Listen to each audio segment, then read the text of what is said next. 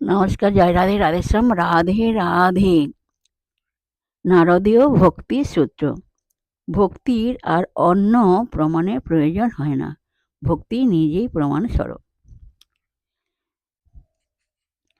অন্যান্য পথ থেকে ভক্তিপদে ভগবানকে সহজেই পাওয়া যায়, একথা আগেই বলেছেন। একথা নারদ আগেই বলেছেন। নারদীয় ভক্তি সূত্রে নারদ আগেই বলেছেন। এই সূত্রে তার কারণ ব্যাখ্যা করছেন। বলছেন যে ভক্তি অন্য কোনো বিশেষ হেতু বা যুক্তি নিরপেক্ষ। ভক্তি নিজেই নিজের সাক্ষী। ভক্তির উদয় হলে তখন আর ভক্তের মনে এই প্রশ্ন ওঠে না, এই সংশয় জাগে না যে তাঁর এ ভালোবাসা সত্যিই কি প্রান্তিক, অন্য পথে। কিন্তু সে আশঙ্কা থেকে যায় যে এই যে আমার অনুভূতি, এটা ঠিক তো। ধরা যাক কর্মযোগের কথা, তার মধ্য দিয়ে যে ফল লাভ হয়, সঙ্গে সঙ্গে এই সংশয় জাগে, এ দিয়ে কি কাঙ্ক্ষিত বস্তু লাভ হবে? সেখানে কোনো নিশ্চিত তথ্য আমাদের নেই।